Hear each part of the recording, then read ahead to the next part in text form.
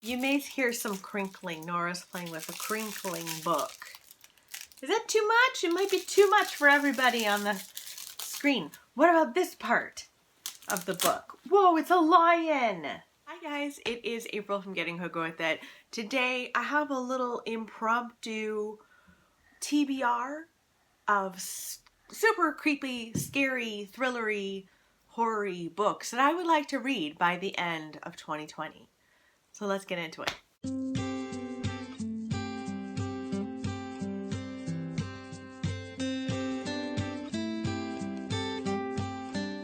Now this little pile does not include the books that are coming out, like there's a new Alice Feeney coming out, a new Riley Sager coming out. I'm trying to think what else, but there's a few books that are coming out that I'm like desperate to read. The new Josh Malerman is coming out. So this pile is just a pile of books on my shelves that I really have like a hankering to read by the end of 2020.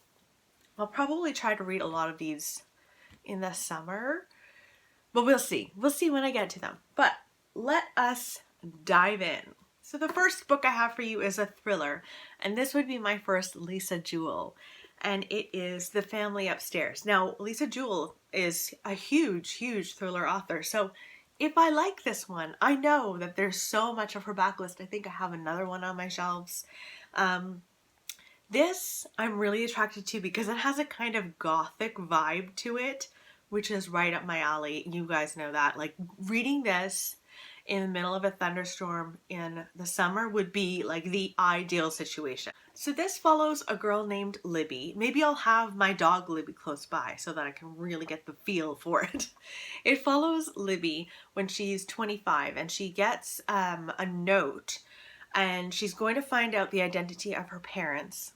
And she also finds out that she has been given this huge mansion that they lived in.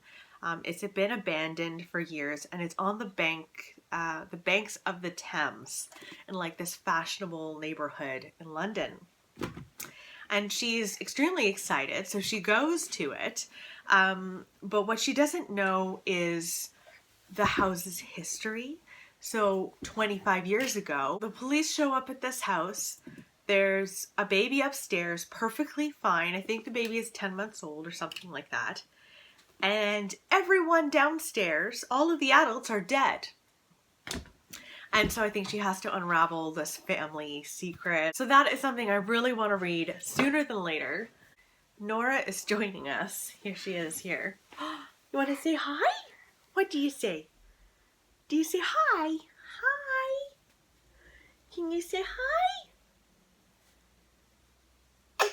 She's very excited to be on camera. And also rummaging around in my library. You want to play with all of them books? Oh my God, she's so wonderful. So you'll stay with me while I go through the books. All right. The next book that I'd really like to read by the end of 2020 is a book I actually just got. And it will be in a very upcoming book haul coming up really soon. It's called The Southern Book Club's Guide to Slaying Vampires by Grady Hendrix. This is his new one, and it sounds like so much fun. It sounds nostalgic, it sounds funny and scary. So this is about a book club in Charleston, South Carolina, and at this book club, they read true crime together. They're all women who have like teenagers, so I think they're a little bit older. I mean, oh my gosh, how old will I be when I have a teenager? I don't want to do that math. In any case, so when she's leaving book club one day, she is actually attacked by a neighbor, and one of her neighbor's nephews like comes to the rescue, and she's never met anyone like him before. And it turns out he might be a vampire. Honestly, this to me, it sounds hilarious, but I know it will also be scary.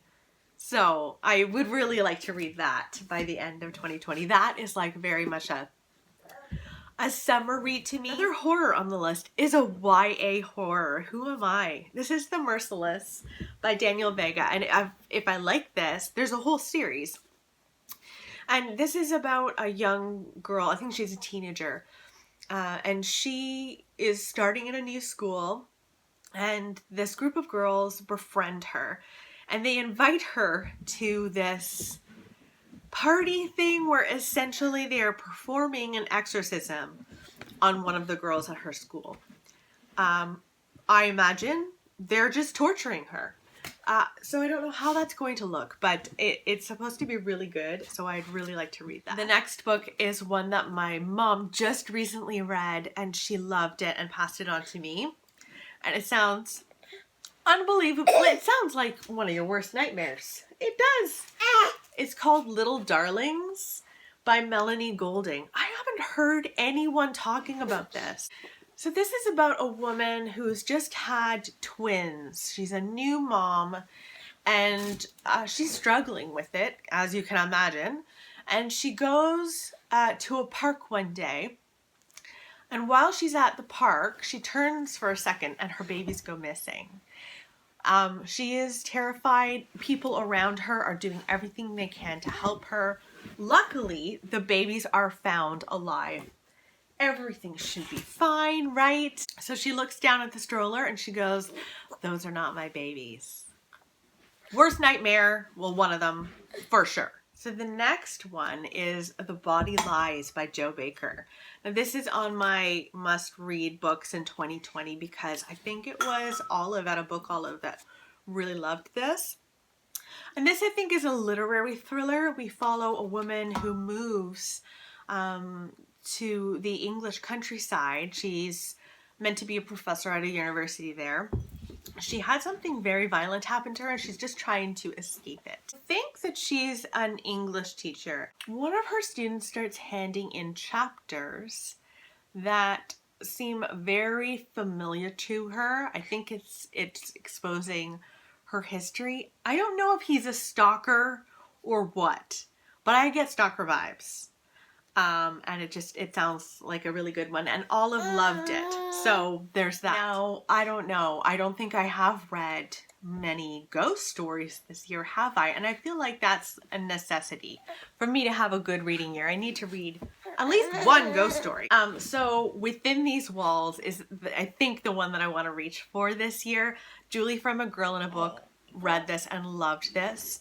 Now, she really likes Anya Alborn. And I've only read like one short story by Anya Alborn. But this is a whole novel.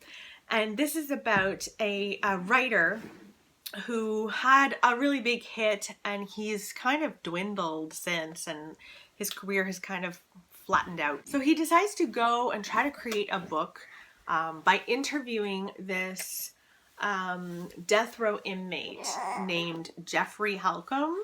And he's the notorious cult leader and mass murderer. And what he ends up doing is he ends up staying at the home where this guy did the killings. And I think it's a haunted home. And that sounds great. And it sounds like Julie was actually scared reading this. And I need some of that in my life. Next is In the Vines by Shannon Kirk. I was meant to read this like 2 years ago. And it sounds wonderful and also kind of gothic. So this is about a woman who goes to stay at like her summer home that is in her family for years, and her aunt lives there. And I think her aunt is, I don't know if she's got all her marbles. I think her aunt has been hiding things from her past for many years, but this takes place in the New England seaside, which sounds absolutely wonderful. I don't know. There's just something about this that screams gothic. And I don't know. Whenever there's like a big house by the sea, family secrets, I mean, sign me up. So that's In the Vines. And then last but not least is The Girl from Widow Hills. And I think I've talked about this a few times, and I don't know why I haven't picked it up yet. This is coming out on June 23rd. And this is about a girl named Arden. And Arden, when she was 6 years old, had this tendency to go sleepwalking. She went missing in the middle of the night in a torrential storm. They found her, luckily, and she became known as like a miracle child. And and she was kind of famous because of it. And eventually she's like, you know what? I'm done with this. She changes her name. She leaves town. And then all of a sudden, years later, she starts having this feeling that she's being watched. And she also starts sleepwalking again. Yes. So those are all of the books that I have on my shelves that are creepy, thrillery, that I want to read by the end of 2020. Now, again, there's so many books coming out that I'll probably prioritize because I want to read some of these new releases so badly. In any case, I just thought I would do this little quick impromptu video. I hope that you guys are doing really well. I hope you didn't mind Nora coming along for the ride.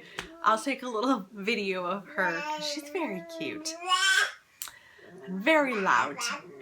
I hope you guys are doing well. Let me know in the comments below if there are any thrillers or horror books that you want to read by the end of 2020.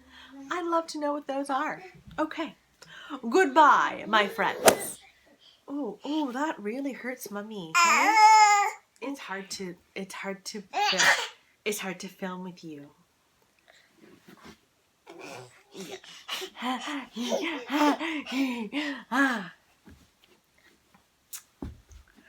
Wow, you're all over the place, hey? Yeah. Wow, okay. Jump-a-doo, jump-a-doo. Jump-a-doo, jump-a-doo, jump-a-doo, jump-a-doo. Mama lava, jumpy, jumpy, jumpy, jump-a-doo. Look, where's Elmo? Look, there. Okay. Okay, oh, okay. You stand? You want to stand? Okay, you want to stand. Oh, gentle with Mommy's hair, please. Thank you. Okay, so now you're quiet. Now you say nothing. Okay. Okay. And okay.